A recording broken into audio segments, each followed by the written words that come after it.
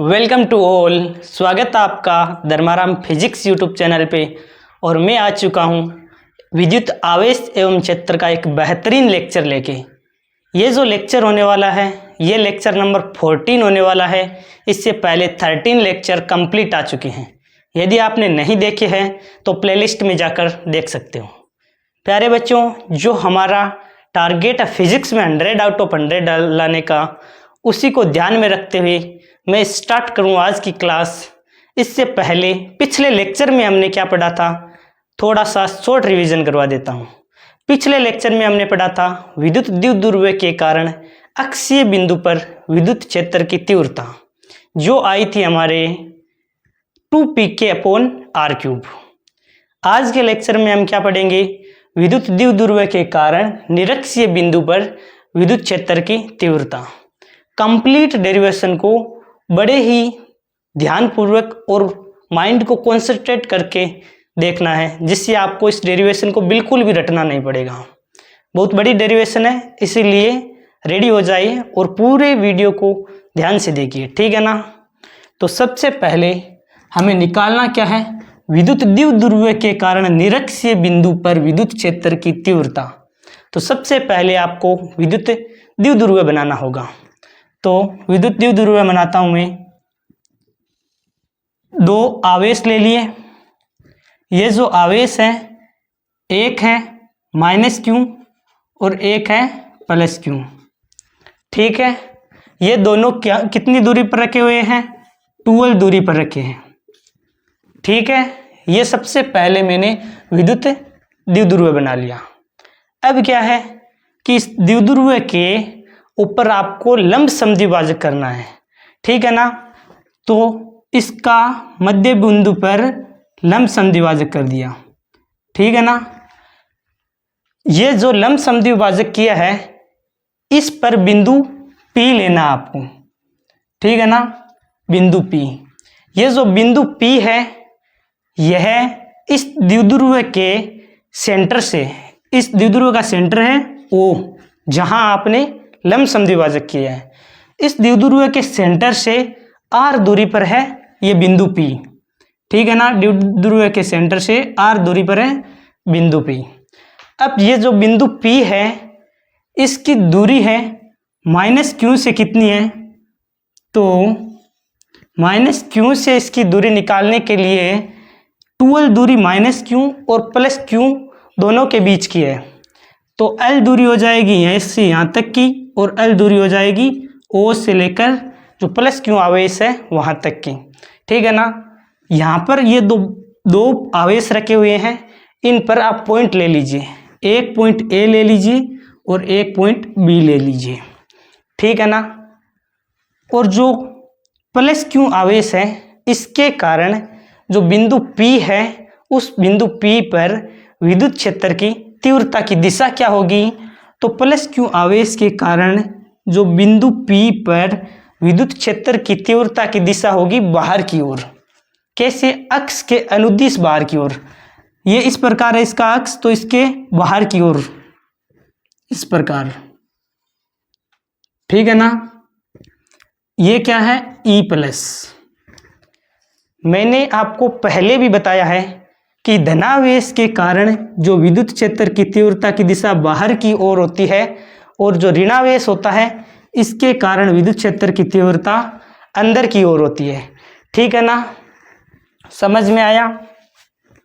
तो जो -q आवेश है, इसके कारण बिंदु P पर जो विद्युत क्षेत्र की तीव्रता की दिशा होगी वह किस तरफ होगी, तो वह अंदर की तरफ होगी, ठीक है ना।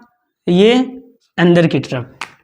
देखो, प्लस के कारण विद्युत क्षेत्र की जो तीव्रता की दिशा होगी वो बाहर के कारण, और जो माइनस आवेश है, इसके कारण विद्युत क्षेत्र की तीव्रता की दिशा अंदर की ओर। तो ये -q आवेश है, तो विद्युत क्षेत्र की तीव्रता की दिशा अंदर की ओर हो जाएगी। यहाँ तक समझ में आया। तो सबसे पहले आपको थ्योरी लिखना है, ठीक है ना। थ्योरी क्या लिखोगे, ये जो मैंने आपको डायग्राम बनाया है इसी को देखकर लिखना है। तो लिखो, चित्रानुसार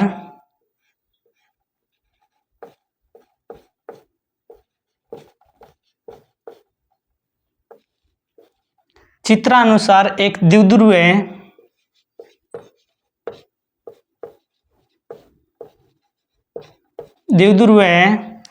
जिस पर आवेश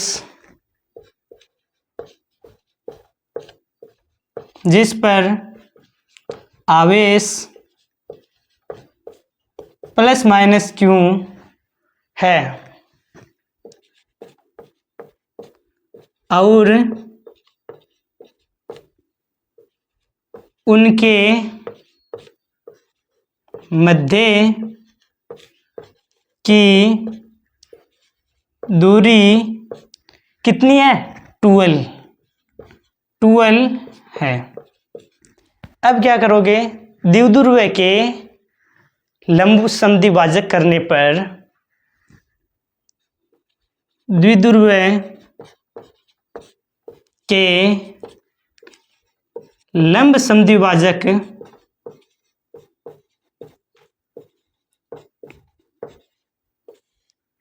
पर बिंदु P स्थित है, जो क्या है? जो द्विध्रुव के केंद्र से r दूरी पर है, ठीक है ना। लंब समद्विभाजक पर बिंदु P स्थित है जो द्विध्रुव के केंद्र से r दूरी पर है। तो बिंदु P पर विद्युत क्षेत्र की तीव्रता ज्ञात करना है, ठीक है ना। ये जो थ्योरी मैंने लिखी है यह किस प्रकार लिखी है? तो जो मैंने डायग्राम बनाया था उसी को देखकर थ्योरी लिखी है कि सबसे पहले एक द्विध्रुव लिया जिस पर प्लस क्यू और माइनस क्यू आवेश है, दोनों के दोनों 12 दूरी पर रखे हुए हैं, ठीक है ना। और 12 दूरी पर रखे हुए हैं। इस द्विध्रुव के ऊपर लंब समद्विभाजक पर एक बिंदु P लिया, ठीक है। इसका लंब समद्विभाजक किया और लंब समद्विभाजक पर बिंदु P लिया। इस बिंदु P की द्विध्रुव के सेंटर से दूरी कितनी है? द्विध्रुव के सेंटर से r दूरी है। फिर क्या है कि जो प्लस क्यू आवेश है इसके कारण विद्युत क्षेत्र की तीव्रता की दिशा क्या होगी? बाहर की ओर। तो प्लस क्यू आवेश है, इसके कारण बिंदु P पर विद्युत क्षेत्र की तीव्रता की दिशा होगी इसके अक्ष के अनुदिश। ये क्या है? इसका अक्ष है, अक्ष के अनुदिश बाहर की ओर। और जो माइनस क्यू आवेश है इसके कारण बिंदु P पर विद्युत क्षेत्र की तीव्रता की दिशा अक्ष के अनुदिश अंदर की ओर होगी। क्यों? क्योंकि विद्युत क्षेत्र की तीव्रता की दिशा प्लस के कारण बाहर की ओर होती है और माइनस के कारण अंदर की ओर होती है, ठीक है ना। तो सबसे पहले E प्लस निकालोगे। E प्लस क्या होता है? E प्लस होता है KQ बटा R स्क्वायर, KQ बटा R स्क्वायर। अब R क्या होगा? तो बिंदु B से P के मध्य की दूरी यानी कि BP स्क्वायर। अब KQ बटा R स्क्वायर यानी कि BP का मान कितना होगा? तो ये क्या है? लंब समद्विभाजक है, इसका मतलब दोनों के दोनों ट्राइंगल क्या है? समकोण है। तो कर्ण स्क्वायर बराबर क्या हो जाएगा? L square plus R square यानी कि आधार स्क्वायर प्लस लंब स्क्वायर, ठीक है ना। तो BP है, BP का मान क्या है? L square plus R square. इसका करना है होल स्क्वायर, तो L square plus R square इतना ही आ जाएगा। रूट के अंदर L square plus R square है, इसका जब स्क्वायर करोगे तो L square plus R square आ जाएगा, ठीक है ना। समझ में आ गया? फिर अब क्या निकालोगे? अब निकालोगे आप E माइनस। E माइनस कैसे आएगा? तो माइनस क्यू आवेश के कारण बिंदु P पर विद्युत क्षेत्र की तीव्रता की दिशा है वह अंदर की तरफ है, यानी कि E माइनस की दिशा किस प्रकार है? अंदर की तरफ। और ये जो दूरी है A से लेकर P तक की वह कितनी होगी, तो के Q upon A P square. K Q upon R square होता है विद्युत क्षेत्र की तीव्रता का फॉर्मूला, और आर है इन दोनों के बीच की दूरी। वह जितनी ये दूरी आई है उतनी ही पाइथागोरस प्रमेय से ये आ जाएगी कितनी, अंडर रूट के अंदर L square plus R square, क्योंकि कर्ण स्क्वायर बराबर आधार स्क्वायर प्लस लंब स्क्वायर। ठीक है, यहाँ तक आपको समझ में आ गया। तो ये भी क्या आ जाएगी, K Q upon L square plus R square. A P का मान अंडर रूट में L square plus R square है। जैसे ही आप इसका स्क्वायर करोगे तो क्या आ जाएगा, K Q upon R square plus L square. अब क्या है, अब आप देखिए जो ई प्लस का मान है वह और जो ई माइनस का मान है वह दोनों के दोनों क्या है, बराबर है। तो आप क्या लिख सकते हो, ई प्लस बराबर ई माइनस। ठीक है ना, इसका मान और इसका मान बराबर है। इसे क्या मान सकते हो, इसे ई मान सकते हो, माना। क्यों, क्योंकि इन दोनों का जो परिमाण है बिल्कुल बराबर है। यहाँ तक समझ में आ गया आपको। अब क्या है, अब हमें ई निरक्षीय निकालना है। तो ई निरक्षीय निकालने के लिए हमें जो ई प्लस आया और ई माइनस आया है इसके घटक निकालने पड़ेंगे। क्यों, घटक निकाले बिना हम ई निरक्षीय है वह डायरेक्ट तो निकाल नहीं सकते, इसीलिए ई प्लस और ई माइनस है इनके घटक निकालने होंगे। ठीक है, तो घटक निकालने के लिए आपको चाहिए थीटा। यहाँ पर मैं एक दूसरा डायग्राम बनाता हूँ जिससे आपको ज़्यादा कॉम्प्लिकेटेड महसूस नहीं होगा।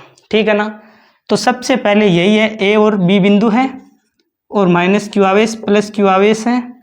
प्लस के कारण बाहर की तरफ और माइनस के कारण अंदर की तरफ, ये हो जाएगा ई प्लस और ई माइनस। अब ई निरक्षीय निकालने के लिए सबसे पहले आपने क्या कर दिया, सबसे पहले ये जो रेखा है बी इसके समांतर एक रेखा खींची, ये समांतर इसकी एक रेखा खींची। ठीक है ना, ये जो कोण ए है, ये कोण ए है वो आपने मान लिया थीटा है। ठीक है ना, कोण ए क्या है, मान लिया कि कोण ए थीटा है। अब देखिए दो रेखाएं क्या है, समांतर है, समांतर है। अब समांतर रेखाएं हैं तो ये जेड की आकृति बन रही है, देखो इस प्रकार। तो ये कोण थीटा है तो ये कोण भी थीटा होगा। समझ में आ गया होगा। जब ये कोण थीटा है तो ये कोण भी थीटा होगा। अब क्या है, ये ट्राइंगल और ये जो ट्राइंगल है यानी कि ए पी ओ और ओ पी बी, ये दोनों ट्राइंगल सर्वांग सम है। आप किसी भी नियम से देख लीजिए, क्योंकि ये जो साइड है इसकी वह है उतनी की उतनी ये साइड है, क्योंकि अंडर रूट में L square plus R square ये साइड है। ये देखिए ये साइड और ये साइड इक्वल है, तो ये दोनों ट्राइंगल क्या होंगे, समरूप यानी कि सर्वांग सम। तो सर्वांग सम होंगे तो कोण ए थीटा है तो कोण बी भी क्या होगा, थीटा होगा। अब देखो, अब ये रेखा और एक ए बी रेखा दोनों समांतर है और ये जो तिर्यक रेखा काट रही है इस प्रकार जो बीपी है ये तिर्यक रेखा काट रही है। ठीक है ना, तो ये जो तिर्यक रेखा काट रही है ये कोण थीटा दे रखा है। थीटा कैसे आया वो मैंने आपको बताया, दोनों के दोनों ट्राइंगल क्या है, दोनों के दोनों ट्राइंगल सर्वांग सम है तो ये भी थीटा होगा। जब ये थीटा है तो ये कोण भी क्या होगा, थीटा होगा। ठीक है, इसका मतलब है कि ये दोनों समांतर है, ये थीटा है तो ये भी थीटा हो जाएगा। अब क्या है कि अब आपके दोनों के दोनों थीटा आ गए। अब थीटा आ गए तब आप क्या कर सकते हो, ई प्लस और ई माइनस के घटक कर सकते हो। ठीक है ना, तो अब मैं करता हूं घटक। डस्टर ये लो,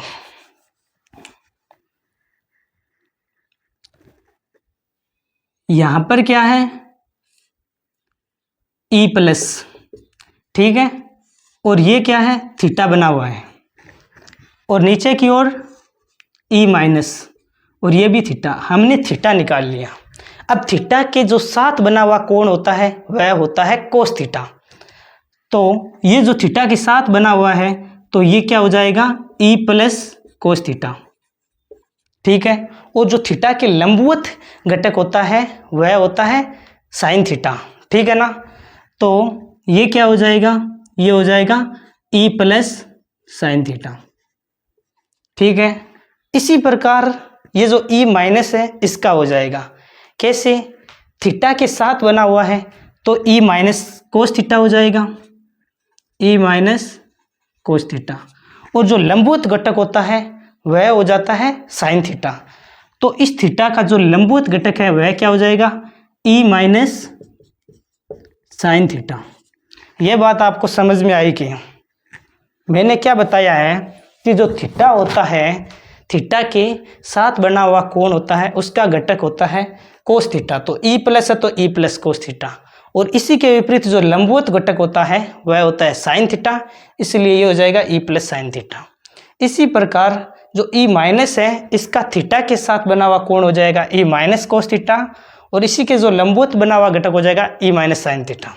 ठीक है ना, अब देखो ये दोनों घटक है ना, ई प्लस साइन थीटा और ई माइनस साइन थीटा, समान परिमाण किंतु विपरीत है एक दूसरे के, इसलिए ये एक दूसरे को निरस्त कर देंगे।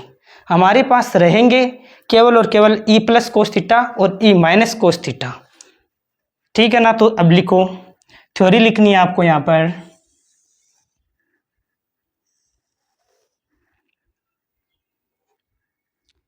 चित्रानुसार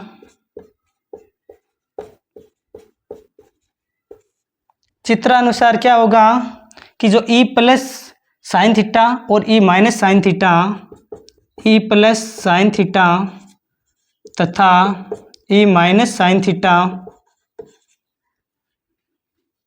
एक दूसरे को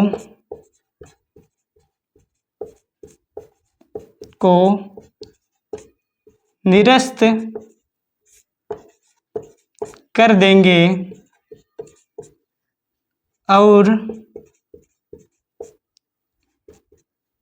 ई प्लस कोस थीटा तथा e minus cos theta E निरक्षीय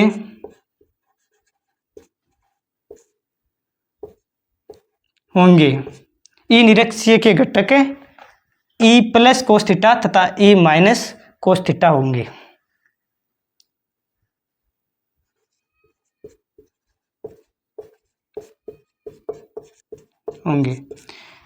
तो अब क्या है, इन्होंने तो एक दूसरे को क्या कर दिया, निरस्त कर दिया। हमारे पास जो बच्चे हुए ई प्लस कोस थीटा और ई माइनस कोस थीटा है वह आएंगे। ई निरक्षीय कितना आ जाएगा, ई निरक्षीय आ जाएगा e plus cos theta plus e minus cos theta. ठीक है ना, अब क्या है, ई प्लस और ई माइनस दोनों को आपने क्या माना है, ई माना है, तो ये भी ई हो जाएगा। कोस थीटा सेम है, कहने का मतलब है कि इसे आप इस प्रकार लिख सकते हो 2e कोस थीटा। देख लो कोस थीटा कॉमन आ जाएगा, और ई प्लस और ई माइनस है तो दोनों के दोनों क्या माना है हमने, ई माना है, क्योंकि ई प्लस और ई माइनस है वह बराबर है, इसीलिए 2e कोस थीटा। अब क्या है, अब कुछ नहीं, आपको मान निकालना है, ई निरक्षीय। अब मान कैसे निकालोगे, तो सबसे पहले ई इज इक्वल टू क्या होता है, के क्यू बटा आर स्क्वायर। आर आपको दे रखी है √L square plus R square. अब मैं इरेज करता हूं एक बार यहां से, ठीक है ना,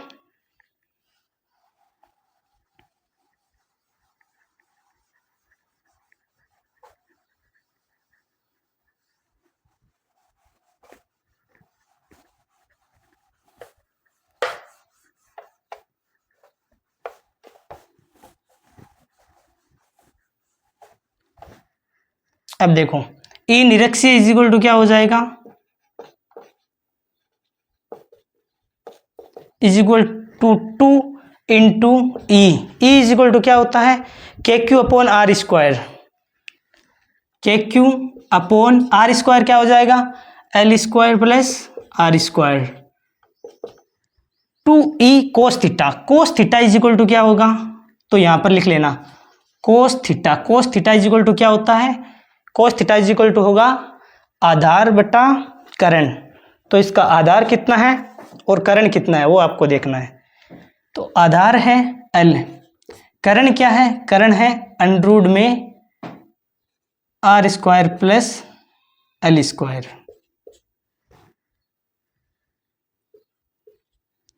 ठीक है ना। Cos theta is equal to क्या होता है? आधार बटा करण। आधार है L और करण है अंडर में R square plus L square. तो यही यहां पर लिखना है। 2 का मान है, E का मान हमने के क्यू अपॉन आर स्क्वायर लिख दिया। कोस थीटा का मान हो जाएगा L बटा L square plus R square की अंडर रूट लगाए इसीलिए आधी पावर कर दो। ठीक है ना। और इसके ऊपर 1 पावर कर दो, इक्वली है, 1 पावर करो या फिर हटा दो, एक ही बात है। ऊपर क्या है? ऊपर 2L और Q, इन तीनों को मिलाओगे तो क्या हो जाएगा? P हो जाएगा। P क्या होता है? 2L into Q। द्विध्रुव आघूर्ण का मैंने आपको फॉर्मूला बताया था कि द्विध्रुव आघूर्ण का फॉर्मूला क्या होता है? तो 2L इंटू Q, ये हो जाएगा ऊपर P, ये K है। अपॉन के अंदर क्या हो जाएगा? 1 पावर ये और आधी पावर ये, क्या हो जाएगा? L square plus R square की पावर 1 और आधी कितनी होती है? 3/2। अब क्या है? द्विध्रुव है हमारा छोटा शाख और जो बिंदु है वह है R दूरी पर, यानी कि जो R है ना वह है ग्रेटर देन L। अब R ग्रेटर देन L है तो R स्क्वायर भी क्या हो जाएगा? L स्क्वायर से बड़ा हो जाएगा। कहने का मतलब R square plus L square को लगभग R स्क्वायर लिख सकते हो। ठीक है ना। इस जो दूरी है L है इसको आप नेग्लेक्ट कर सकते हो क्योंकि R स्क्वायर है वो बहुत ज़्यादा है और जो L है द्विध्रुव वैसे भी छोटा शाख है और उसके बीच के अंदर जो दूरी होगी वो वैसे भी कम होगी। तो पी के बट्टा R स्क्वायर है, स्क्वायर से 1/2 वाली पावर हट जाएगी, कितना हो जाएगा? R³। ये क्या है? ई निरक्षीय। ई निरक्षीय आ गया। अब क्या है? अब इसका सदिश रूप लिखते हैं। ठीक है ना। तो सदिश रूप किस प्रकार लिखेंगे? सदिश रूप के अंदर आप देखोगे कि जैसे विद्युत द्विध्रुव की दिशा क्या होती है? ऋणावेश से धनावेश की तरफ। तो P वेक्टर की दिशा क्या होगी? ऋणावेश से धनावेश की तरफ। लेकिन जो ई निरक्षीय किस तरफ आया है? तो यहां आपने निकाला है ये ई जो निरक्षीय आया है, ई निरक्षीय आपने घटक निकाल के ई प्लस कोस थीटा और ई माइनस कोस थीटा से निकाला है। तो ई निरक्षीय की दिशा क्या आई है? इस तरफ।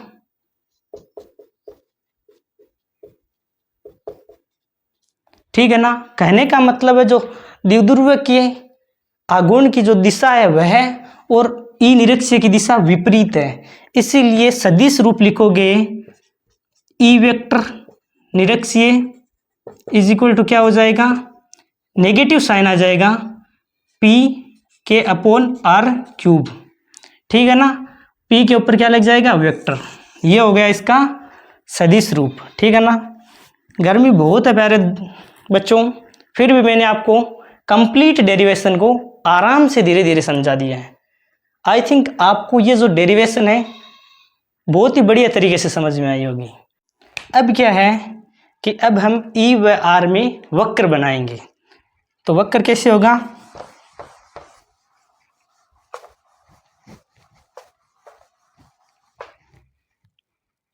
E समानुपाती क्या है? 1/R³ आएगा। हमने फॉर्मूला निकाला था E is equal to PK/R³। तो E R³ है, E के क्या है? व्युत्क्रमानुपाती, यानी कि E है समानुपाती होगा 1/R³ के। वक्र किस प्रकार बनेगा? इस प्रकार। ठीक है ना। E और R में आयताकार अतिपरवलय वक्र कैसा बनेगा? आयताकार अतिपरवलय। ठीक है। थैंक यू प्यारे बच्चों पूरे वीडियो को देखने के लिए। यदि वीडियो पसंद आया तो वीडियो को लाइक, चैनल को सब्सक्राइब करें। Thank you.